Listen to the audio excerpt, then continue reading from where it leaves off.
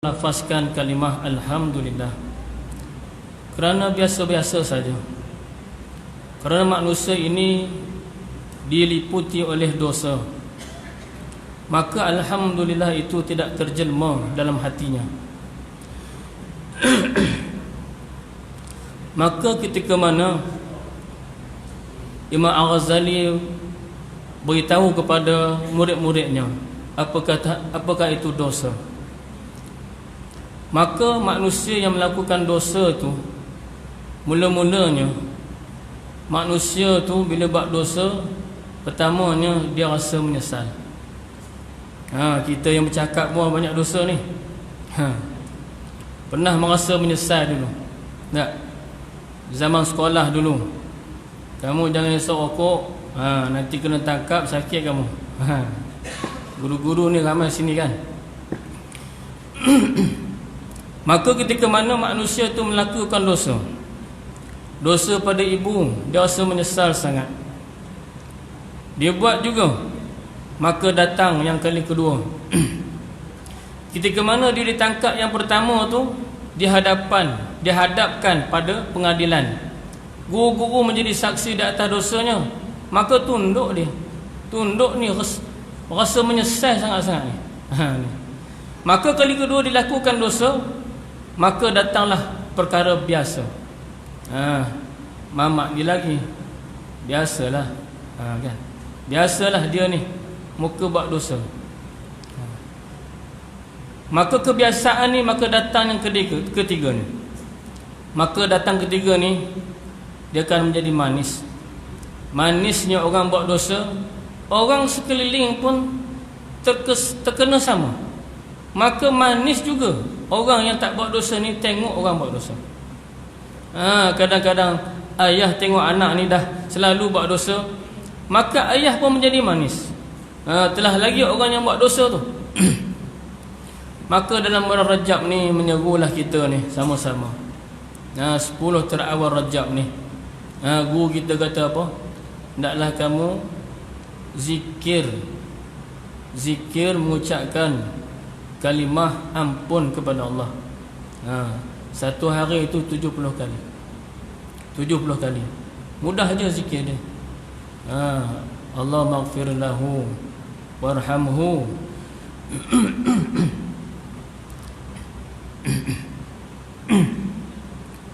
Allah maghfir lahu warhamhu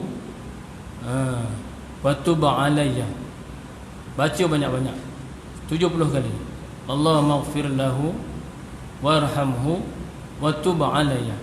Mudah kan tuan-tuan kan? Baca 70 kali supaya Allah ampunkan dosa kita. Kita ni banyak dosa, banyak sangat dosa.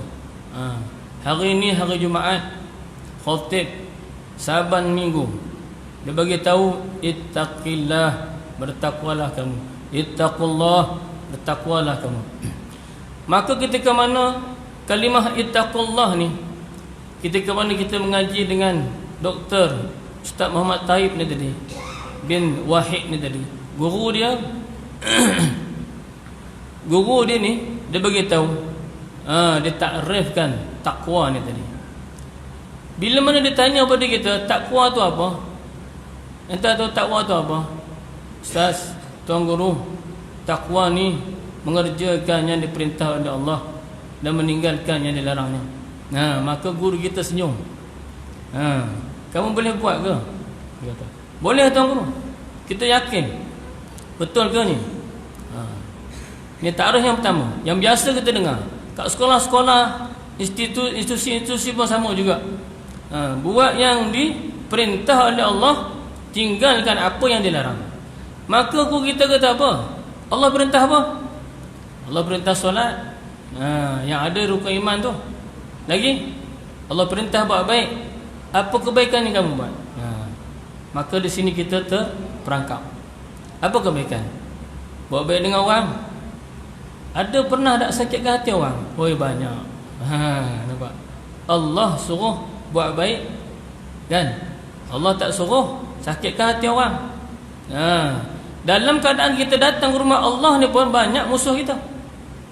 Banyak musuh kita, kan?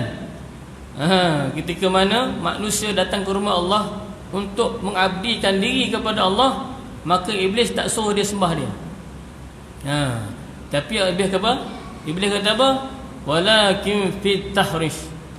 Iblis akan masukkan dalam hati manusia rasa permusuhan, rasa kebencian. Benci tengok imam, benci tengok Bilal, benci tengok orang zikir, benci tengok orang baca Quran, benci tengok orang buat baik. Ini benci tengok orang bawah-bawah, benci. Ni orang bawah tengok, mentang-mentang kamu ada pangkat, kamu dapat pangkat dari rumah Allah ni. Subhanallah. Imam Ghazali kata apa? 7 perkara kamu datang menghadap Allah, buang semua ni. Kalau ada, ibadat kamu tak diterima. Nanti kita cerita. Kan? Dalam keadaan kita nak buat ibadah kepada Allah ni, dia katakan takwa yang pertama pun tak mampu. Meninggalkan yang dirang. Apa dia? Pernah kita tak mengumpat orang? Pernah sangat. Pernah kita tak sakitkan hati ibu? Banyak sangat. Nak cerita dia. Pernah kita tak hina anak? Selalu. Orang tak tahu je. Kalau orang tahu, dahsyatnya, banyaknya keburukan kita ni. Allahu Akbar. Datang rumah Allah ni, seolah-olah kita ni orang yang paling bagus, paling baik. Baik dari segi sudut Allah tadi pilih kita, maka kita ucapkan Alhamdulillah. Mudah-mudahan sedikit Alhamdulillah ni dapat mengubah hati kita tu yang sombong tak kebur tu. Susah nak menurut kata kehendak Allah ni tadi. Ittaqillah. Bertakwalah kamu. Orang bertakwa ni, dia tidak ada perasaan tinggi diri. Ini orang bertakwa. Dia tidak ada perasaan nak balas. Dia tidak ada perasaan keluh kesah. Dia kena ada perasaan ketenangan. Kita cakap saja, yang bercakap ni belum sampai lagi. Nak cerita kita, kan? Begitulah keadaan dia. Guru kita begitu. Maka takrif yang kedua, guru kita beritahu. Dia kata apa? Yang kedua ni kita pakai. Ni boleh. Iaitu mengerjakan yang wajib, meninggalkan yang haram. Ni boleh. Semua boleh. Kan? Wajib, kita tutup aurat, solat, ni boleh. Kita tak minum arak, tak berzina kita, alhamdulillah. Nampak? Kita masih jaga, kan? Ukhuwah muslimin kita. Ni dia. Ini. Kedua ni ringan sikit. Guru kita berkata, ni yang kedua ni kita boleh buat. Kita boleh buat. Kita yang cakap pun boleh ni. Yang pertama tadi berat. Itu dikatakan takwa ni tadi. Mari rumah Allah. Mukadimah dulu ya. Ya tak? Mari rumah Allah. Allah ni diraikan hamba-hamba dia dalam rumah Allah. Yaqulullahu ta'ala wa izzati wa jalali inni la'ahum bi ahli al-ardi azaba. Fa idza nazartu ila umari buyuti wa ila al-mutahabbina fiha wa ila al-mustaghfir bi ashar saraftu zalika anhum. Ini hadis kursi riwayat Ibnu Hibban. Tuhan kata apa? Maka berfirmanlah Allah kepada malaikat. Allah ni dia puji diri dia. Wa azzati wa jali, demi kebesaranku, demi kemuliaanku. Ni. Mana ada makhluk boleh puji macam ni? Hanya Allah saja. Dikatakan puji qadim bagi qadim ni. Allah puji dia punya kekuasaan. Manusia tak boleh buat gini. Balik-balik rumah beritahu ke isteri, demi kekuasaan abang. Tak boleh gitu. Demi kekuasaan ayah. Pergi pejabat begitu, demi kekuasaan saya. Tak boleh gitu. Hanya Allah saja. Maka Allah nak turunkan azab pada asalnya kerana melihatkan manusia ni banyak melakukan dosa. Fa iza nazartu illa ummari buyuti, maka aku melihat hamba-hamba aku memakmurkan rumah-rumah Allah. Kitalah yang memakmurkan rumah-rumah Allah ni. Kan? Beruntung kita ni tuan-tuan. Dapat memakmurkan rumah Allah.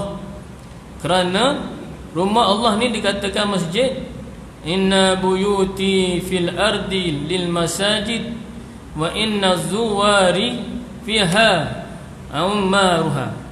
Sesungguhnya rumah-rumahku di bumi ini adalah masjid-masjid, dan pengunjung-pengunjungnya adalah orang-orang yang memakmurkannya.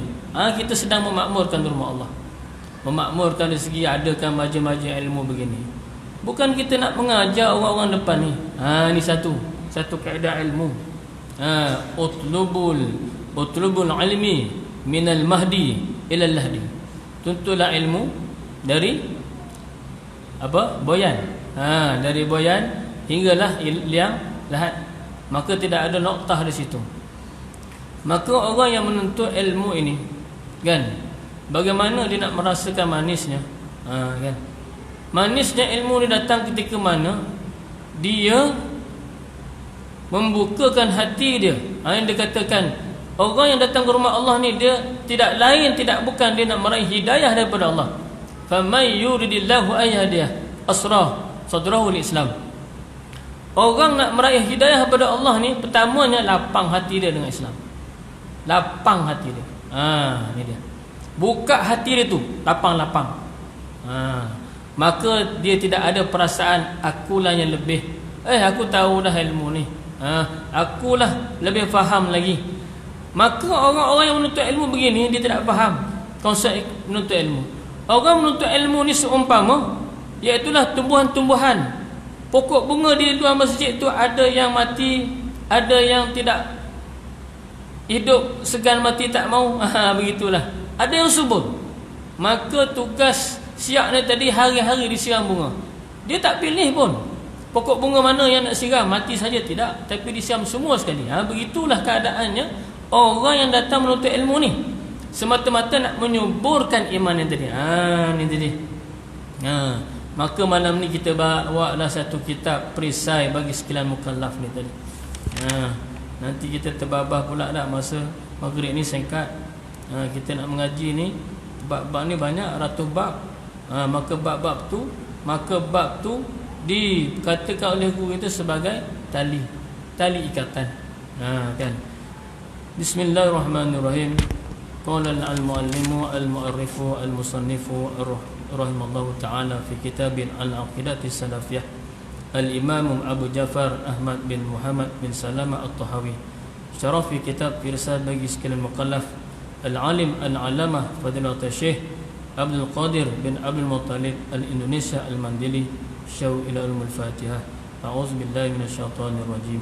Bismillahirrahmanirrahim. Alhamdulillahirabbil alamin arrahmanir rahim maliki yaumiddin. Iyyaka na'budu wa iyyaka nasta'in. Ihdinas siratal mustaqim. Siratal ladzina an'amta 'alaihim ghairil maghdubi 'alaihim waladdallin. Bismillahirrahmanirrahim. Perisai bagi sekalian mukallaf. Adapun perisai ini iaitu satu kalimah yang perlu kita tahu sebagai tertahan, benteng. Ini perisai, dikatakan perisai ini. Benteng apa? Benteng daripada mudarat. Ni tadi. Polis pun ada perisai dia. Ni tadi. Kan? Pegawai keselamatan jaga, semua ada perisai. Di rumah pun ada perisainya, kan? Gerai-gerai pintu tu, semua lock tu. Perisai. Untuk apa? Cuba tanya. Buat apa ni bang? Jaga daripada takut pencuri masuk. Itu paling besarnya. Paling besarnya. Dia tak fikir ular boleh masuk. Kalau jengking boleh masuk. Iblis boleh masuk. Ni halus sikit lah, kan? Iblis boleh masuk. Anasi-anasi. Yang paling bahaya mudaratnya ni, kitab ni kita nak baca ni tadi, mudarat pada akidah ni tadi. Mudarat pada akidah ni tadi. Ni tadi. Maka kitab ni dikatakan perisai bagi siapa? Mudarat bagi mana? Bagi sekalian mukallaf. Mukallaf ni iaitulah orang yang dipertanggungjawabkan. Apa dia? Dengan kewajiban dan perintah daripada Allah untuk menjalankan perintahnya, dan juga untuk menjauhkan apa yang dilarang oleh Allah.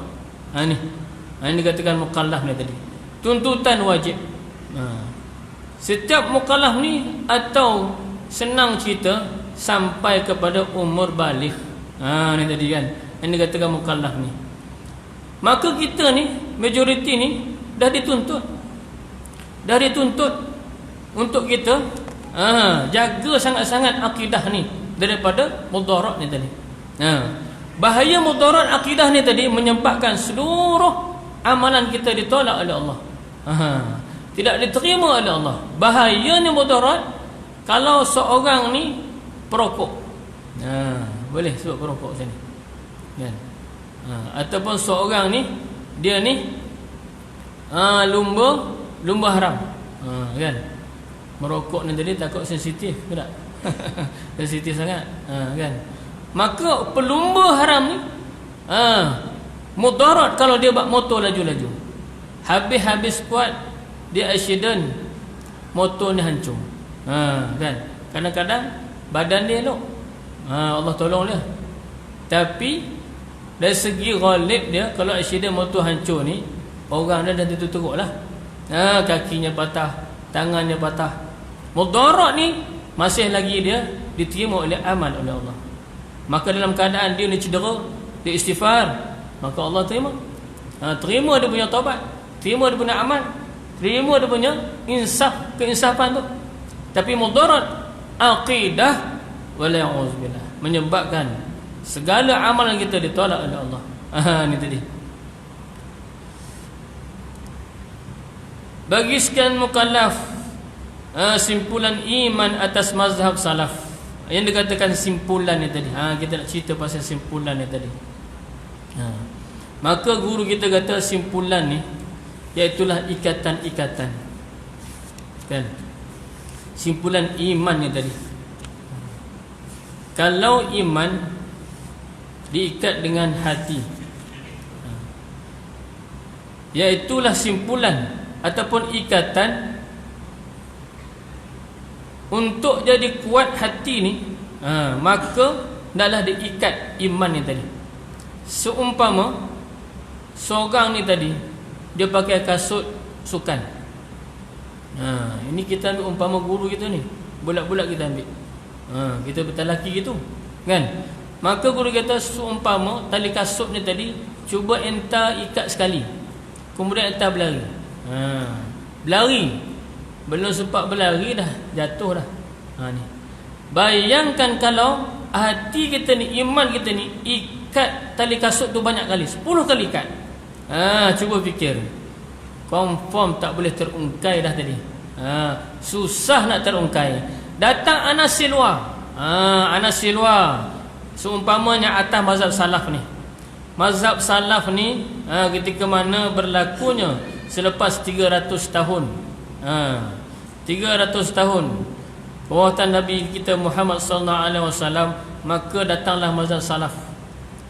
Datang mazhab salaf ni dan 4 mazhab ni untuk menjelaskan satu kerunsingan yang berlaku pada golongan umum awam ketika itu.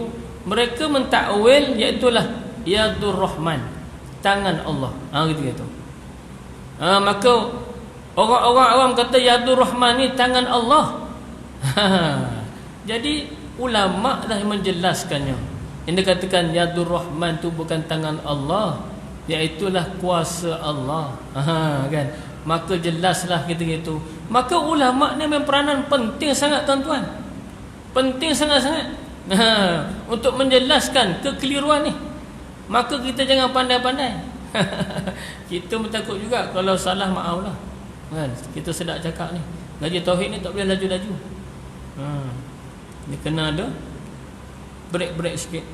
Laju tergesa-gesa ni iblis lah. Kita takut juga. Maka kita ni zaman khalaf. Zaman khalaf pun ada takwil juga. Yadullah, masih tangan Allah. Mereka mentakwil tangan Allah. Maka ulama khalaf pun beritahu masih lagi kuasa Allah. Ketika mana tengok Bilal mengelongkan azan, yadur rahman ala ra'su, tangan Allah di atas kepala muazzin. Nampak kan? Kalau orang awam dia tak tahu. Budak-budak kalau beritahu tangan Allah, adik pergi azan, Jadi Bilal ni pahala dia besar sangat. Bilal, kalau saya pun dilantik jadi Bilal, saya nak Bilal. Kita pernah juga jadi Bilal dulu. Seronok jadi Bilal ni. Kan? Memanggil, kan, melaungkan syiar Allah. Sejauh mana suara azan tu didengar, setiap yang basah dan kering tu, ini hadis, menjadi saksi di akhirat segala. Ni muazzin. Kelebihan muazzin ni pula, di yaumul mahsyar nanti, ribuan jutaan manusia daripada Nabi Adam sampai umat yang mutakhir dihimpunkan di situ, maka bertingkat-tingkatlah. Ketika tu Allah muliakan orang azan, Bilal ni. Orang-orang yang menongkan di dunia dulu, orang tak penting Bilal ni. Tak penting. Setakat azan apalah sangat. Kan, aku boleh azan. Tapi di yaumul mahsyar Allah tinggikan darjat dia. Bagaimana? Ketika mana orang bersesak-sesak, orang bersesak kan ni kan lemas. Lemas kan. Kita dalam masjid pun lemas. Kalau ramai-ramai sangat, raya saya tengok lemas. Kan. Duduk ramai-ramai ni asak-asak lemas. Tapi macam mana tak lemas? Seorang bangun, rasa lega sikit, dapat udara. Begitulah Allah panjangkan tengkuk orang muazzin ni. Panjangkan tengkuk dia. Maka dia rasa selesa. Kan, Allah muliakan di yaumul mahsyar. Nah, ini Bilal. Orang jadi Bilal ni dia dimuliakan oleh Allah. Cumanya di dunia ni kita tak nampak kesan dia tu. Kerana inilah kita ni bawa kitab yang kecil ni tadi, supaya kesan tu dapat kita makmurkan di atas dunia ni, tambah-tambah untuk menyemarakkan dikatakan iman yang terhimpun di dalam hati ni tadi, supaya hati kita kuat. Bila mana iman di hati ni kuat, maka nafsu yang menghantui, mengganggu kita ni, yang ada ni, masyarakat sekeliling ni, cuba merendahkan kita, cuba jatuhkan maruah kita, kata kita, kutuk kita, apa lagi, hina kita. Maka ketika mana manusia yang ada hati kenal Allah ni, jaga iman ni, dia tidak akan jual iman dia. Seperti mana yang berlaku kepada Nabi kita Muhammad sallallahu alaihi wasallam. Tengok ketika mana Nabi dalam Gua Hira, nampak wahyu yang pertama turun, menggigil-gigil Nabi. Takut, nampak, nak sampai wahyu. Perjalanan kisah Nabi ni saja Allah tunjukkan kepada kita menjadi iktibar. Menjadi iktibar pengajaran. Kan, menjadi ambil iktibar ni.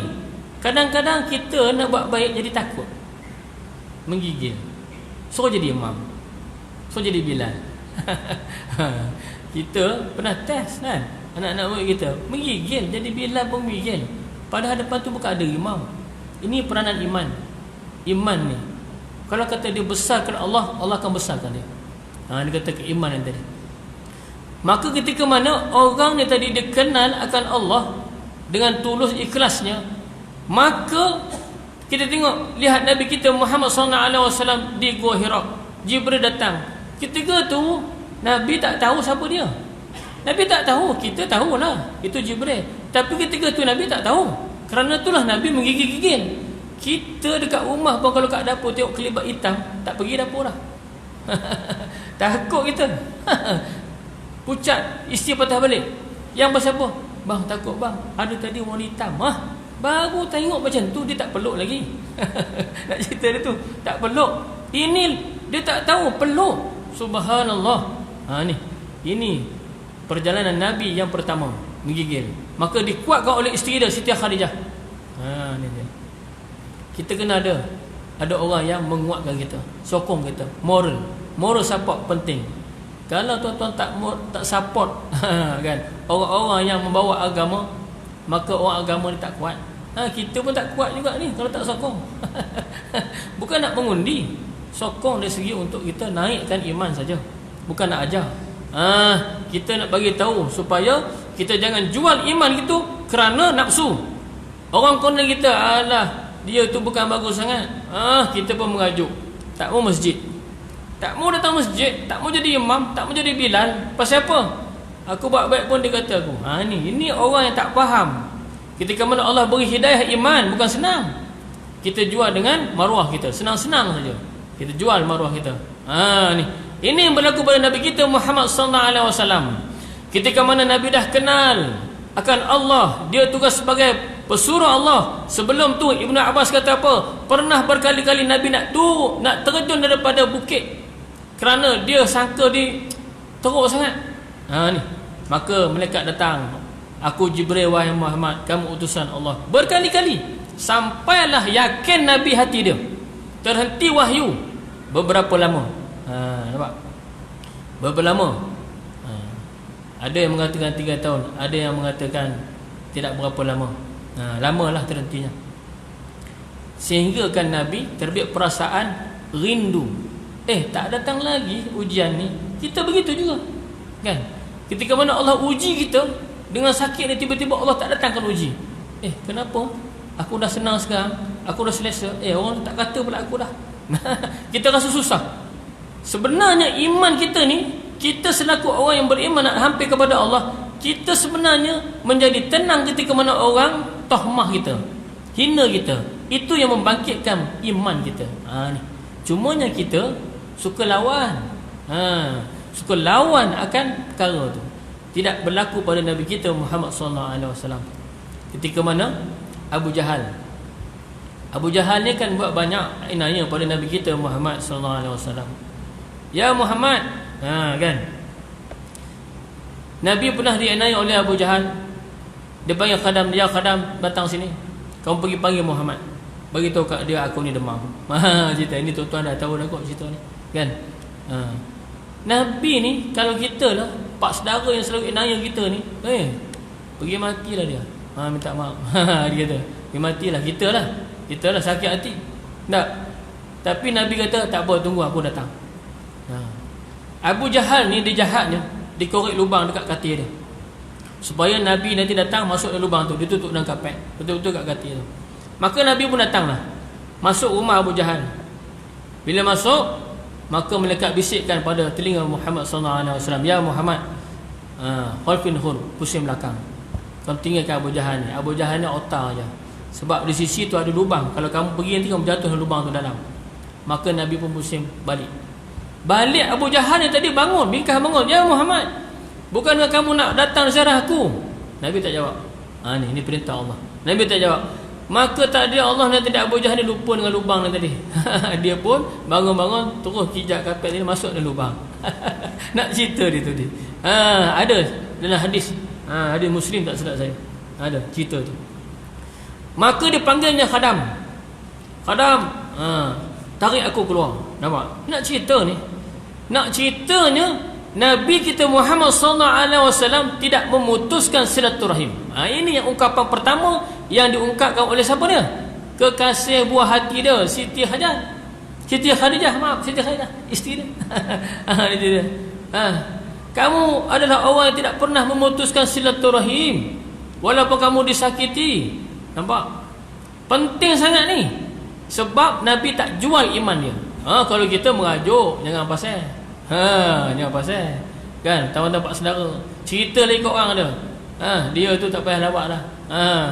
Neraka tu. Nak cerita dah. Tapi Nabi ni, ketika mana khadam dia tarik Abu Jahal tak boleh keluar. Abu Jahal ni dia tak ada perasaan ke? Tak rasa malu ke? Wahai khadam, kau panggil pada Nabi Muhammad, suruh tarik aku pada lubang ni. Agak-agak lah, kan? Nabi dah tahu dah, kan? Nabi tahu dah dia buat lubang. Dia suruh panggil pula Nabi tu tarik dia. Nabi kata apa? Baik, nanti aku datang. Datang Muhammad sallallahu alaihi wasallam tarik Abu Jahal keluar. Nampak? Ini moral of the story lah. Nak cerita tu supaya iman kita dapat asingkan. Nafsu dengan iman ni tak sama. Biar kita dihina, dicerca, kita lagi lah tak ada apa kita ni. Kita banyak dosa. Maka ketika mana Abu Jahal keluar daripada lubang, apa cakap dia? Thank you ke? Agak-agak lah. Syukran, ada itu. Kalau kita mungkin tak, terima kasih. Apa Abu Jahal kata? Wahai Muhammad, hebat sihirmu. Hebat sihirmu. Sihir dia tu. Aduh, hebat. Kalau kita lagi sakit hati lah, kan? Kan silap-silap tambah tu dalam tu. Nak cerita dia, kan? Sakit hati tu, kan? Ini cerita cakap pelan-pelan ni. Kalau kat luar betul-betul tak ada macam ni. Nak cerita dia sakit hati, jangan main. Ni cerita dah. Begitulah ini katakan iman ni. Maka bagaimana kita nak mengikat iman ni? Simpul, banyak-banyak. Dengan apa? Dengan mengaji. Utlubul ilmi. Tu, mengaji daripada boyan sampai lahat. Tuntut ilmu ni. Bukan nak jadi alim. Bukan kita ni nak cari kesalahan guru-guru. Guru saya pesan, kata, kamu kalau mengaji dengan siapa-siapa guru pun, kamu jangan hina guru tu. Guru kita pesan, jangan hina saya. Guru saya bercakap macam tu. Dia kata, Ustaz Ghazali, habis dia punya kelas, jangan hina saya, minta tolong. Tak lepas kita daripada salah. Semua tu daripada hidayah Allah. Allah datang ke seseorang tu, mungkin tak banyak, sedikit pun jadi. Begitu. Allah nak buka kita ni menjadi orang yang baik, cukup dah. Bukan jadi orang alim. Nak cerita dia. Maka ikatan yang tadi, iaitulah dengan kita ikatkan hati kita dengan yakin ni tadi. Yakin di atas satu-satu ilmu ni tadi, sehingga kita menjadi kuat, kukuh kita ni. Ketika mana kita sedang mengaji ni tadi, datanglah satu anasir-anasir yang menggugah akidah kita. Contoh, dulu kan ada ramai orang dia suka beli kayu kokar. Kan, kayu kokar ni, tradisi ni, sampai ada ni menganggap kayu kokar ni lebih ada kuasa lagi ni. Sampai macam tu. Ada sampai sekarang ni. Kadang-kadang cincin tu pun sayang sangat-sangat dia tu. Dia kata cincin ni beli daripada Indonesia ni, daripada Brunei ni. Ini ada kuasa ni. Wala'udzubillah. Ni kita nak bersihkan ni, kan. Pakai tak salah, tapi i'tiqad kita tu, hati kita tu. Jangan kita meletakkan satu-satu perkara tak ada kuasa. Sedikit pun tak boleh. Kan. Kita mengaji akidah, kan. Sikit pun tak boleh. Jangan ada. Kan. Ilmu pun tak kena, tak perlu ada. Kecantikan pada diri kita pun tak perlu ada dalam hati kita. Ini yang 7 perkara tu. Ketika mana kamu bertemu dengan Allah, naklah yang pertama, kamu buang perasaan kamu rasa kamu dah cantik. Ni cantik, kan. Kita berasa cantik. Cantik pakaian, jubah, ni cantik serba-serbi, kan. Cantik kita ni berasa cantik. Takbir depan Allah, Allahu Akbar, kita berasa hebat, cantik. Kemudian berasa kuat, kan. Datang rumah Allah masih lagi berasa nak tunjuk kuat. Nak cerita dia, nak tunjuk kat siapa ni, kan. Kita nak bertemu Allah, kan. Kita nak menghadap Allah, nak luahkan perasaan hati kita ni. Yang dia katakan apa dia? Allah kata apa kepada malaikat? Yaqulullahu ta'ala, subhanallah. Azan ni? Boleh? Maka Allah berfirman kepada malaikat,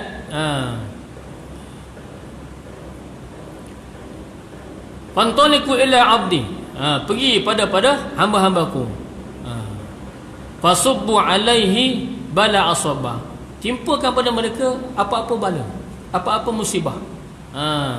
Allah perintah pada malaikat, suruh timpakan pada hamba-hamba dia apa-apa ujian.